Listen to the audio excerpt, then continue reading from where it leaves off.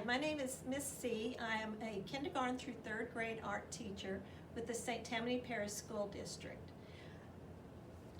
Welcome to Lesson 1 of the 2020 school year. So throughout the school year, we are going to be talking about art. We're going to be asking, do we think it's a piece of art? Why do we like it? Why do we not like it? We're going to be looking at the historical importance of pieces of artwork, the cultural importance of a piece of artwork, doing a lot of talking, but also we're going to be creating a lot of artwork. So for today's lesson, we are going to be introducing and learning the names of the 7 elements of art. So look at our goal here. I want you at the end of the lesson today to be able to say, I can list the 7 elements of art. I can compare works of art to find examples of each of these elements. I can see that artists have many choices to make. So I haven't read the words that I want to make sure you understand, and let's go here to elements of art. And if you think of the elements of art like the letters of the alphabet, and we compare elements of art to the alphabet. So think back to when you were learning your letters, and you had a lot of things to learn, starting with how do you hold a pencil? How do you make a capital letter, a small letter? What sound does it make? You learned how to put those letters together to make words. You put those together to make sentences. You put those together to make paragraphs. And then for your final product, you might have ended up with a book or a letter or poems or an instruction manual, lots of different products you can end up with. So it's the same with art. The elements of art are like the alphabet, but instead of having 26 letters, we only have 7 elements.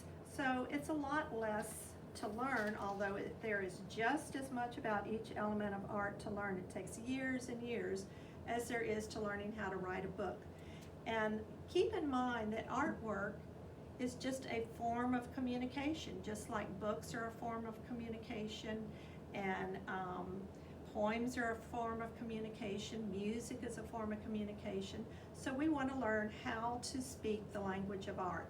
So our 7 elements are color, and if you open up a box of crayons, you're going to see lots of choices for color.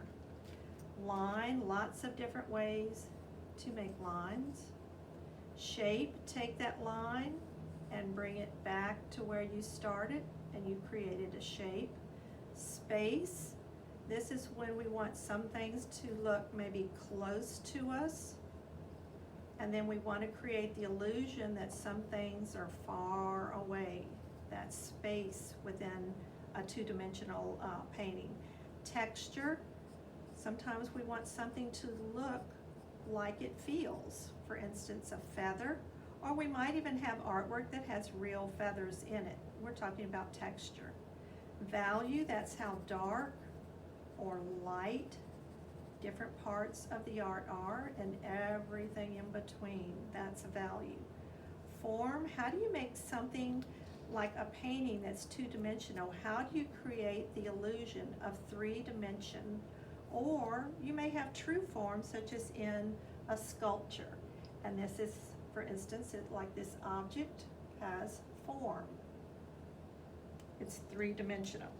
So to kind of help us to see these elements in different pieces of artwork, I chose 7 pieces of artwork, and I decided which element I thought each one best represented.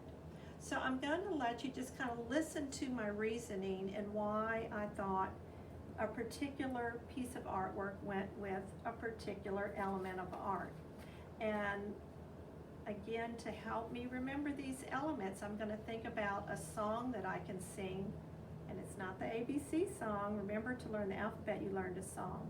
To learn these elements, I'm going to think of the melody to Jingle Bells, and I'm going to think color, line, shape and space, texture, value, form.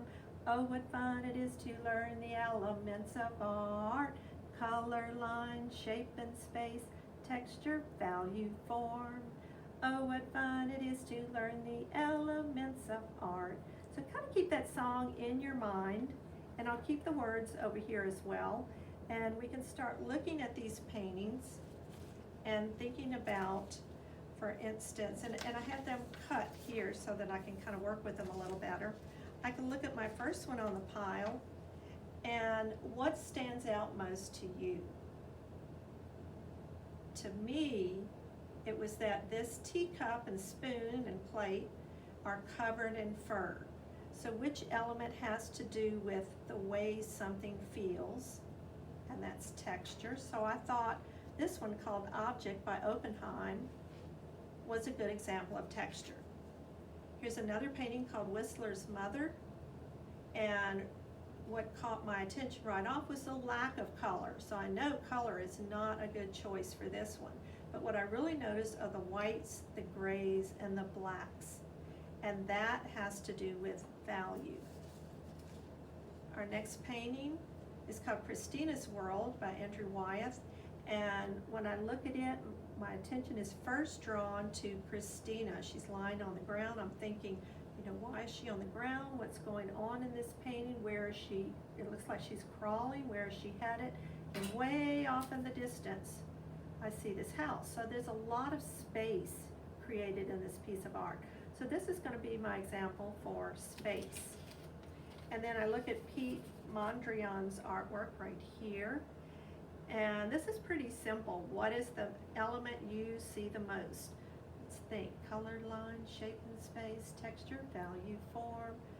To me, it's obvious. Look at all the lines in this piece of artwork. So that's going to be my line example.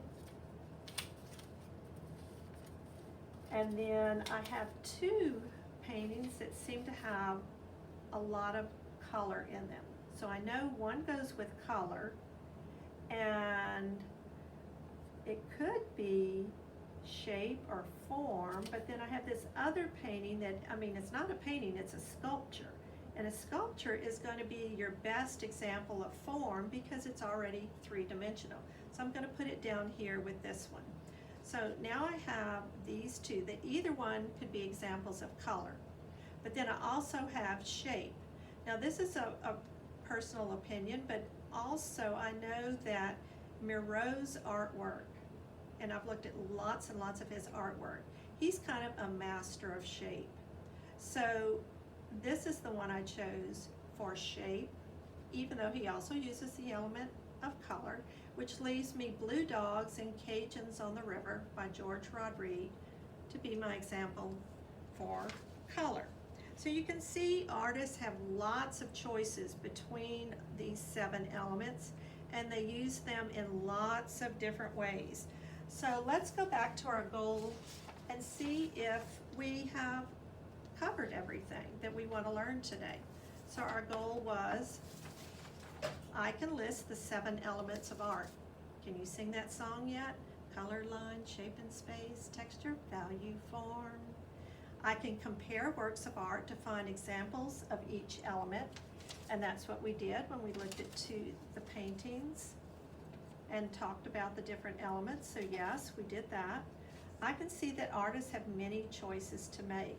And yes, no painting looked like the next. They were very different. The artists had many different choices they made. So we can say that yes, we did accomplish our goals today. And let me just challenge you in the next few days to look for objects around your house. For instance, here's a fork, and see if you can identify any elements within that object. So using a fork as an example, here are lines. If I were to draw an outline around this fork, I would create a shape. Try to describe the texture. To me, the texture is smooth, it's shiny, kind of slippery. And then think about value. Are there some areas that are light or dark? Space. Look at each object and think about those 7 elements. That's your challenge until next time.